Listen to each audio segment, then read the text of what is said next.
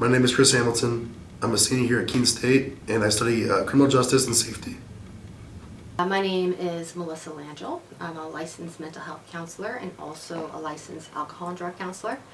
On campus, I am a member of the senior staff at the Counseling Center and also the Alcohol and Other Drug Education and Prevention Coordinator. And I've also taught as an adjunct faculty member in the Public Health Department for about 10 years. My name is Kathy Moda. I am the Center Director here at Keene Serenity Center in Keene, New Hampshire.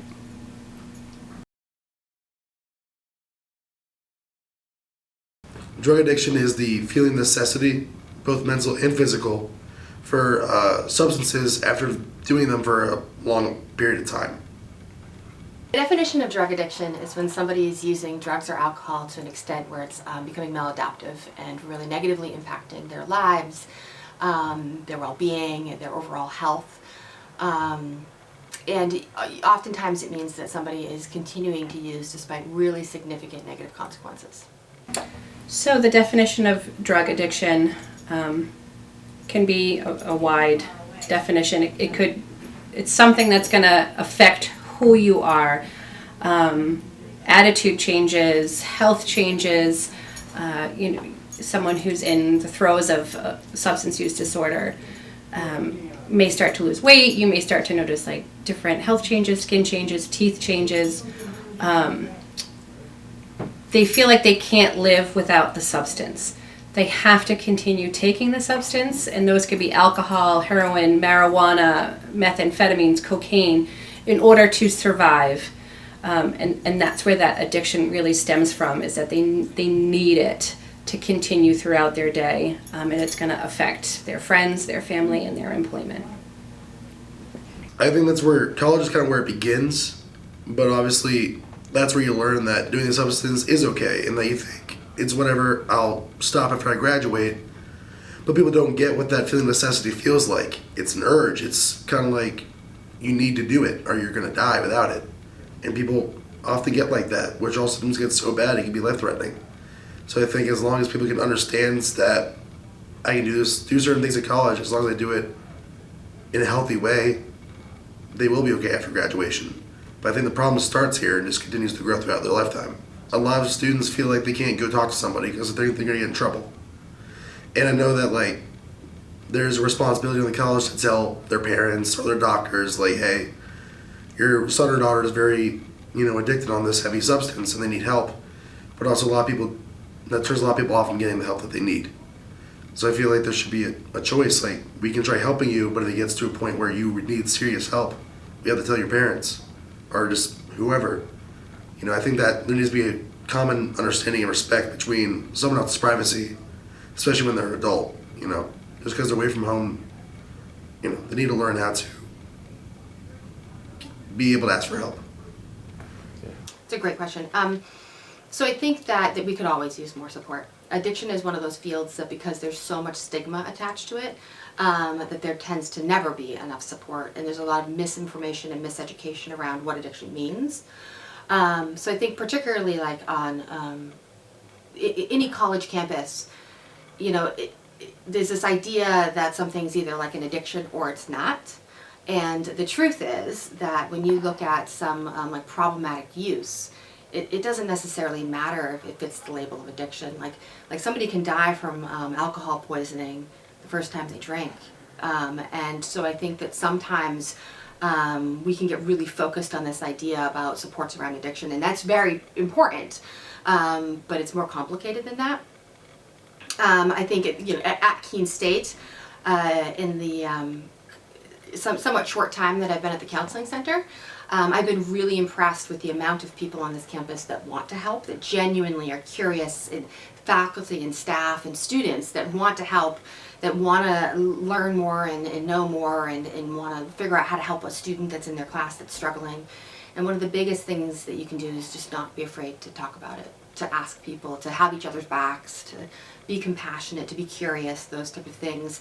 When you see somebody struggling, I think sometimes we don't want to offend somebody, and so we don't want to say hey, that's the third time that you've gotten drunk and puked on my shoes. like, you know, not like I'm worried about you. And I think we need to have those conversations more. I think outside of college, some of the similar things apply. And it doesn't have to be, there's this idea, again, with drugs and alcohol, that you have to be in this incredibly desperate state to get help. And that's not true. And getting help doesn't mean that you're going to fit this label of addiction. Getting help means that you're using a coping skill too much and that you need some help dialing it back and becoming more well-rounded.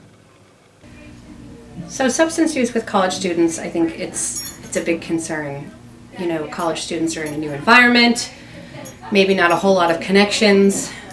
They're experiencing new things in their lives, and some of that can involve substance use. I personally did know somebody who was in their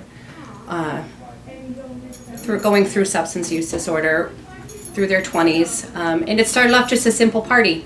Have some Vicodin, have this, let's do a line of cocaine, and then it kind of started to spiral. And, you know, I did my best to try to support and offer assistance and help, because making them know that they're not alone and that there are resources out there is really important, so that they know that they can have the help that they need if they choose to take it.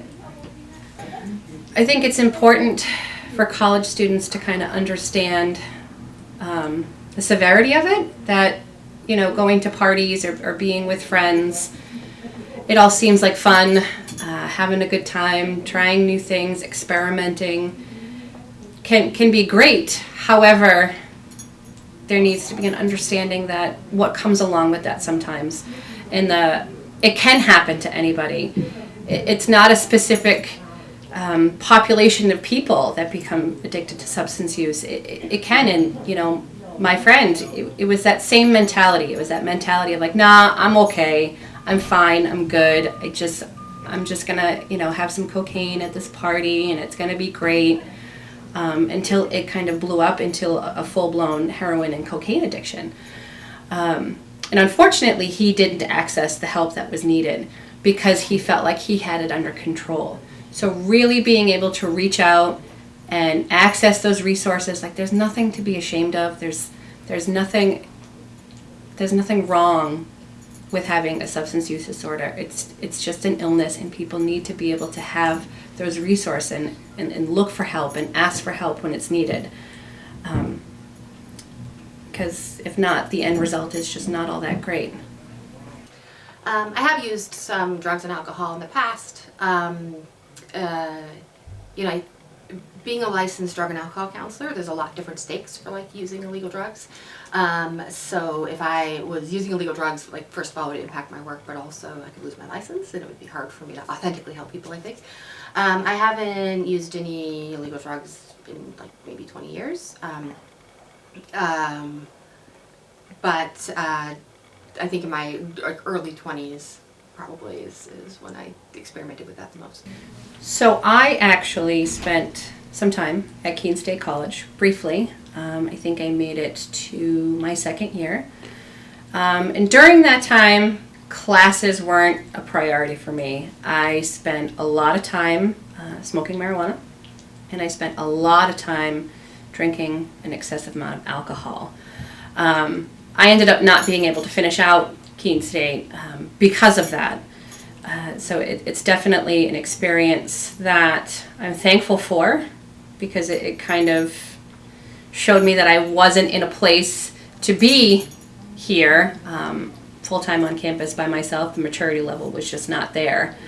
So I was able to kind of go home and regroup and figure out what direction I needed to go in, because if I stayed, it just wouldn't have been a great situation for me. I wouldn't say necessarily to any drug, but just to more activities and things I was doing. It's kind of an unhealthy lifestyle of mine. And I think kind of internalizing it and kind of thinking more deeply about, is this really the best action for me?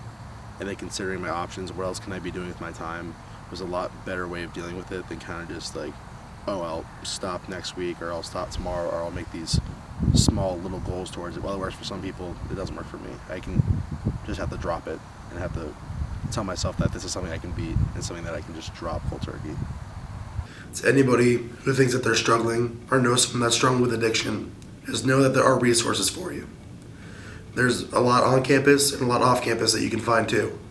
And the best thing you do for someone who you think is struggling is talk to them about it. Even if it feels awkward or you feel like they're getting mad at you, the best thing to do is do something. And the worst thing to do is to do nothing at all. So if you're a person within the town of Keene, New Hampshire, come to the center. Just come and have a conversation with us. You don't have to be a person that's knee-deep in substance use disorder.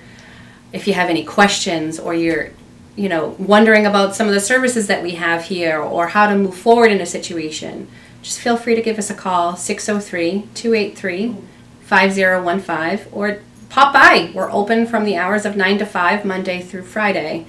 And we always have coaches here willing to talk to anybody.